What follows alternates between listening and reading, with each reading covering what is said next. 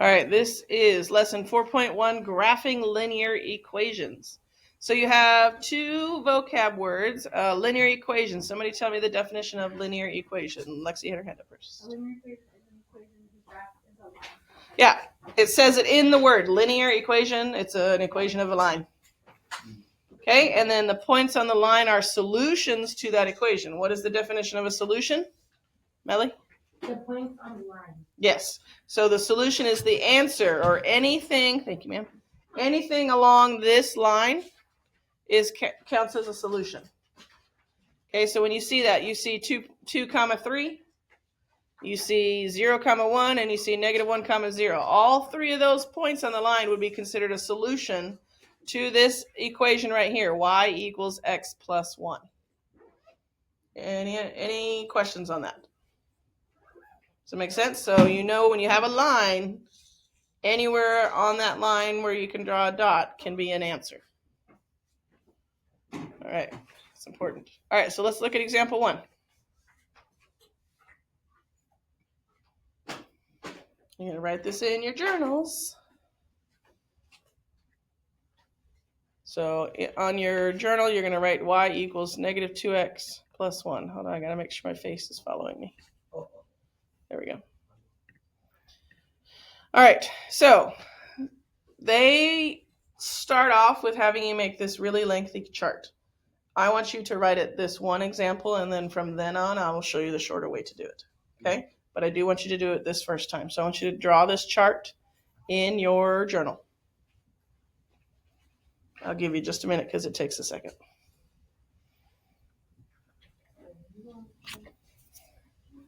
I think it's tedious and don't like it, but one time, so you have it as an example, and then the rest of this, we'll do it the short way.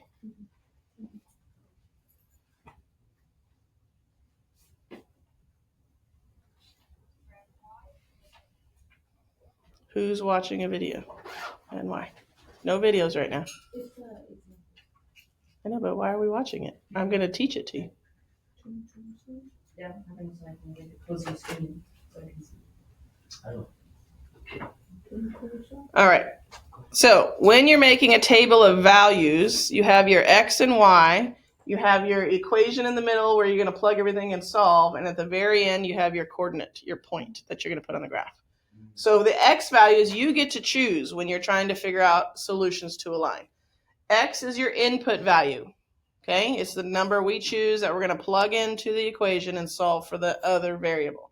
So in this case, they chose, I highly recommend when you're choosing numbers, you pick one negative number, you pick 0, the origin, and then you pick a positive number. It doesn't really matter other than that. It gives you a really good picture of the line. So we chose -1, 0, and 2. So write that in your chart. Now you're going to plug in those values one at a time in the equation in what variable? X. So the first one, -1, I'm going to plug it where the x value is. So you see how they write the equation with it plugged in. So do that. So instead of x, we have a -1 there. So that means we're going to do -2 times -1, which would be what? 2, because a negative times a negative is a positive. And then 2 times 1 is just 2. And then we're going to add 1. So 2 plus 1 is 3. So then our y value is 3. So now we write our coordinate over on the end, which is what we're going to graph on the chart. So what was our x value? -1. And our y value? 3. Ta-da! Not too hard, right? All right, let's do the next one. So now we're going to plug in 0 where the x is. -2 times 0 is 0 plus 1 is 1. So then your y value is 1. So what's your point? 0. X is 0 and then 1. Yep, 0, 1 would be your point, your coordinate. And then the last one, you're plugging in 2. So 2 times -2 is -4. Very good. Plus 1, which makes it -3. So what's my coordinate? 2, -3. Very good. So now we have 3 points on this line. So now you're going to graph it. And like the algebra kids asked, you don't have to write every single number here. You know, you do need to draw little tick marks so I know that you have it evenly spaced. But you can just label -1, 1, 1, and -1 here, and then just plot your points. I can count. All right, so the first point is -1, 3. So where am I going to graph that? Which way do I go first, left or right or up or down? Right. We always start at the origin, and we go left first, correct? Because it's a negative. How many am I going left? How many am I going left? One. So I go back 1, and then am I going up or down? Up. Up. How many? 3. 1, 2, 3. So I'm going to put a dot right there. And then you should technically label the dot with your coordinate. So I went back 1, up 3. Yes, ma'am. Excellent. Okay, the next one is 0, 1. So again, we start here in the origin, and then which way am I going? Right. What's my first point? Well, you start at 0. What's my first point? 0. So do I go anywhere? No, I stay there. Now my next point is 1. So I'm going to go up 1, right there to the 1, and put a dot. So that point would be 0, 1. And your last value, again, go back to the origin, start there. What is my first point? And I'm going which direction?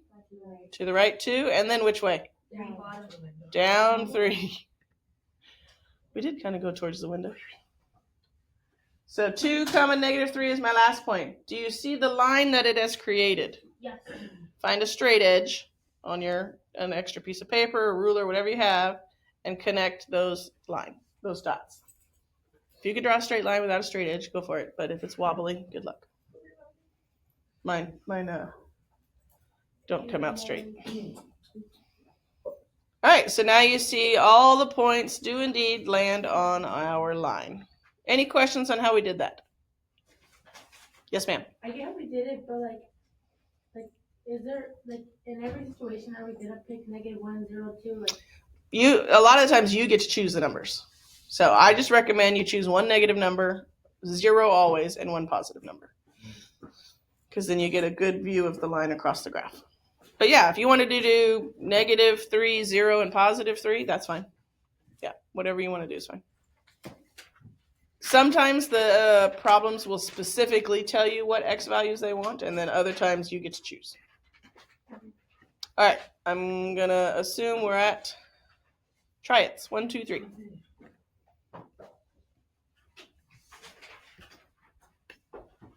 You want us to put the graph on paper? Oh, okay, I want to show you the fast way. No, you don't have to put graph on paper. Just on the journals. All right, so try-its 1 through 3. You can take this equation, y = 3x, draw your little chart, pick 3 numbers, blah, blah, blah, and take forever. No, thank you. So I'm moving this so online can see what I'm about to teach you. Okay, so instead of making this big, huge box with all of these variables, I'm going to show you how to graph the line just looking at the line. Okay. What is our linear equation up there? Y = 3x. Do you remember the equation of a line? Like there's a stated normal equation. Algebra, do you guys remember the equation of a line? What line? Any line. Like there's an equation of a line that's standard. Do you guys remember it? Oh. No? Y = mx + 3. Close. mx + b. Y = mx plus b. Write that in your journals, everybody. Okay? The m stands for, the m here, that's your slope. The m. The b is your y-intercept. Put this in your journals. Trust me, this is going to be a whole lot faster than making that table. So I'm teaching you an extra concept. Intercept, that's an R connected to the C very poorly.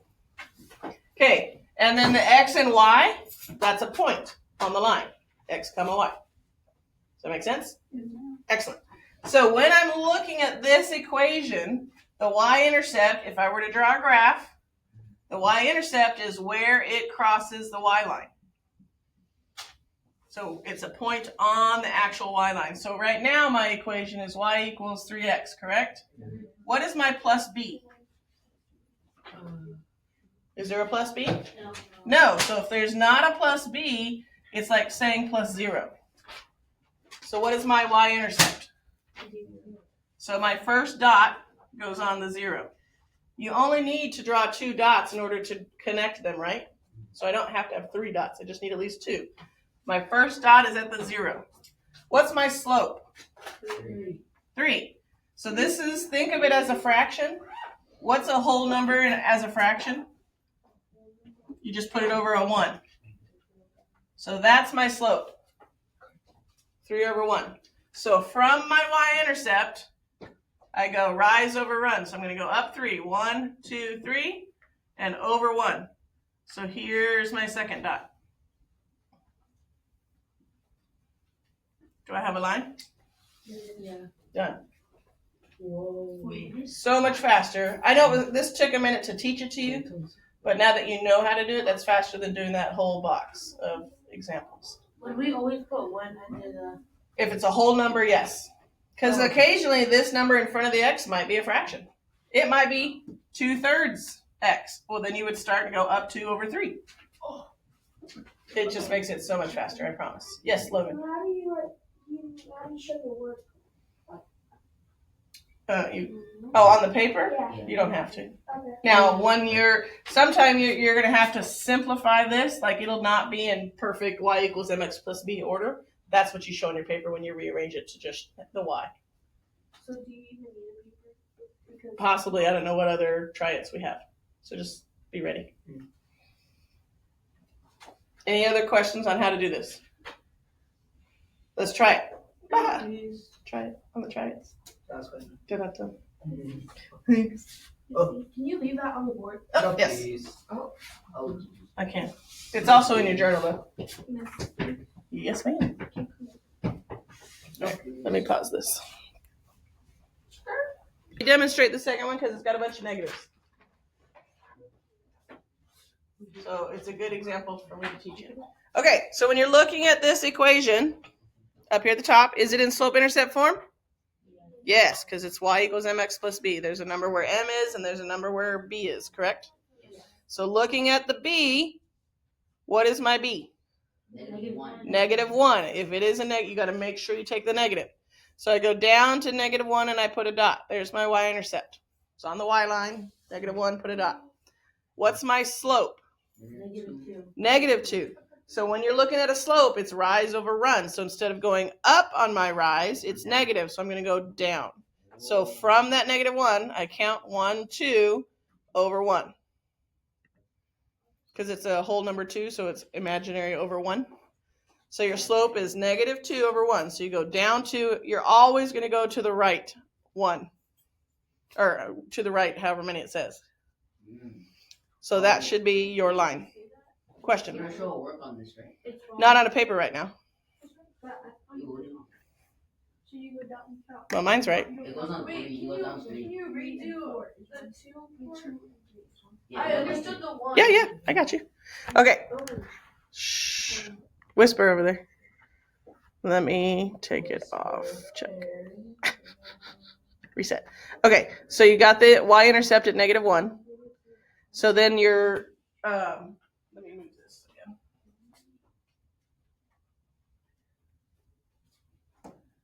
So your y equals -2x minus 1. The -2 is my slope, right? And it's whenever you see a whole number, technically it's -2 over 1. This is the same, this is how you look at it, rise over run. So when I'm looking at a graph, my rise is going up or down, and my run is going left or right. So in this case, my rise is -2. So I started here at -1, so I'm going to go down 2, really big line evidently, down 2 lines, and then over 1 line. So then my second dot. So it's at 3? Technically, it's at -3, yes, because you have to start on the y-intercept. That's where you start your line thoughts. So from that -1, I count down 2 and over to the right 1. Great question. Yes, ma'am. What happens if it's a fraction? Like, The slope? yeah, Then it's just fine. It's rise over run. So if we look at the third one, what's our y-intercept on the third one? It's 2, right? So I'm going to go on the y line up to what? 2. 2. So my first dot is at 2. Okay, and then my slope is -1/2. So rise is first. Do I go up or down? Down, because it's a negative. So from the 2, I go down 1, and then to the right, how many? Nope. What's the bottom number in my slope? So I go over 2. So I go down 1 because of the fraction, and then I go to the right 2 because it's a -1/2. So from my y-intercept, the top number I went down 1, the bottom number I go to the right 2. What? so even if there's a negative on the slope. So the negative applies to the top number always when you're graphing. So if I have a -1/2, the top number becomes a -1. So from my y-intercept, I count down 1 because it's a negative, and then the bottom number is 2. So my run is over to the right 2. I get it, but then it goes to the next question number 7. We'll get it. We'll get to it. Takes practice. Make sure you click save. Oh, Somebody's locked out. Do we do this next idea? I was waiting till everybody click save. Yeah, draw that in your journals. The key idea. Draw it in your journals. Liam, did you hit save on yours? Okay, no problem. Shall we draw this the next day? Yep, draw both of it on your journals. The next key idea.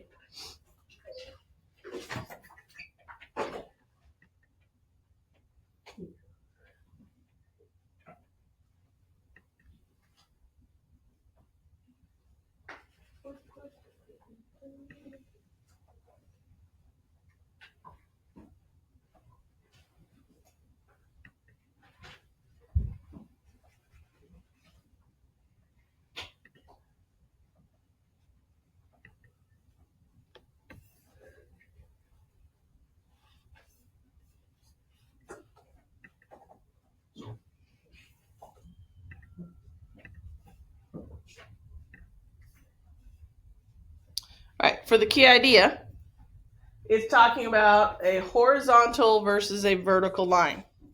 So the graph, where it says y equals b, what is missing when you see that y equals b? If you think about the equation of a line, what's the equation of a line? You just, yep, y equals mx plus b. So if I'm looking at y equals b, what is missing? Mx. So I'm missing my slope. So if you have no slope, think about skiers. If there's no slope, what kind of land or what kind of terrain are you on? Flat prairie, right? Can't ski down a hill at all. There's no slope. So if there's no slope, what kind of line do you have? Flat plane, a horizontal line. Because there's no slope. No skiing down this hill, you're walking. Okay?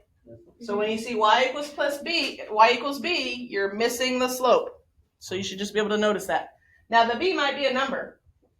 It might be y equals 3. So I'm going to go from the 0 up to 3 and draw a horizontal line. Okay? Now, vertical lines, what do you notice here? X equals a. What's missing? The y. There's no y. Okay, so there's no y, there's no b here. So this one you're going to notice right away that, again, you don't have a slope. Okay? And you're missing your y-intercept, meaning you know it's not on the y line, so you know it's going to be a vertical line. Okay, in this case, x equaling a. So on the x line, let's pretend a equals 2. On the x line, see it says x equals, that said 2, I'd go over to 2, put a dot, and draw a line, a vertical line. Does that make sense to everybody? Awesome. So let me go next. Here is your example.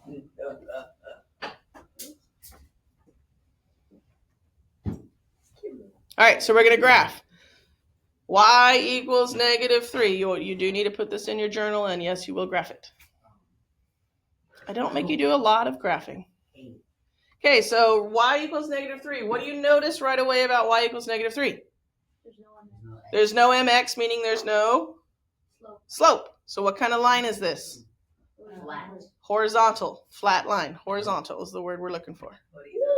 So you could write it as a point, 0, -3 if you wanted to, because there's no x. Draw your little graph. And then on the y line, we go where? What's the number? Down. It's a -3. So from the origin, we go down 3 and put a dot. And then what kind of line am I drawing? What kind of line am I drawing? Vertical. Horizontal. Because we're on the y line, so we drew a horizontal line. That's okay. No slope.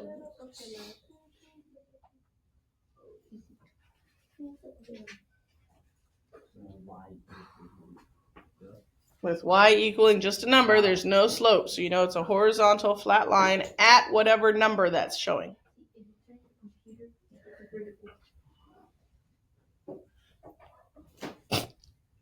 All right.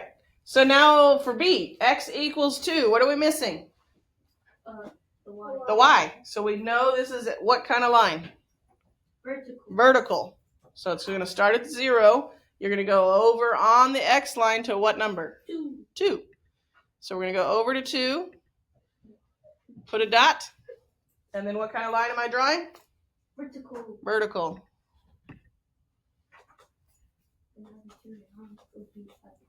So as you are simplifying your equation into the equation of a line, and you miss out, like here we're missing the y, over here we're missing the plus or the slope, you should be able to recognize, oh, that's going to be a horizontal line. Oh, this is going to be a vertical line. All right? And I'm going to guess that your triads have horizontal and vertical lines. It does. Shocking.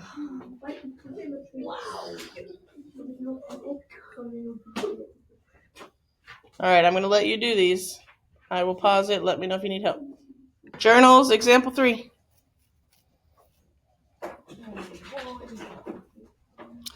Okay, are you ready? So we got your journals? Yes. The wind speed, y, in miles per hour of a tropical storm is represented by this equation. Y equals 2x plus 66. Guys, this is how meteorologists track the path of a storm. They use math. They plug it into an equation, and then that's how they can tell the people, hey, the storm, the hurricane's coming at you, you need to get to safety. Yes. All right. Shh. Okay, guys. I'm sorry. X is the number of hours after the storm enters the Gulf of Mexico. When does the storm become a hurricane? So you have a little fun fact over here. So when does the storm become a hurricane? At least 74 miles. Okay, when the wind speed is at least 74 miles per hour. So let's grab our equation. You don't have to do the whole chart. Gross.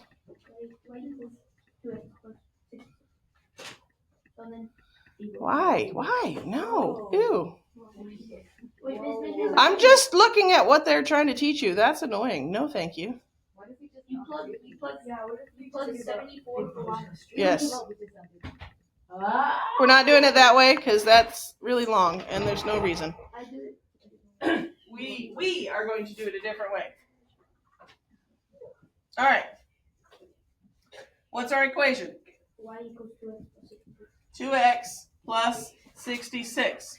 When does it become a storm? At 74 miles. So when it equals 74 miles per hour. So where can I plug in the 74? Where it equals 74.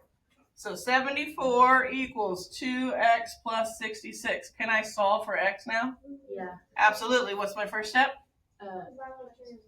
Nope. Well, I mean, technically, yes, but I have to move the 66. Minus 66 minus that. So what's 74 minus 66? 8. All right, now how do I get the x by itself? Multiply. I mean divide. What's 8 divided by 2? 4. Okay, x represented what? What does x represent? Number of hours after the slope. So it does represent slope, but in this case it's a word problem. 4 hours. So it takes 4 hours for the tropical storm to become a hurricane.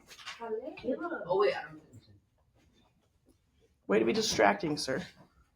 All right, everybody understand how we did that? Yes, ma'am. All right, so to finish, you need to do all the way through number 15. I will make this due Monday, not tomorrow.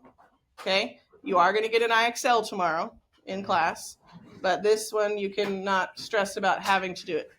Okay, that's a good chance.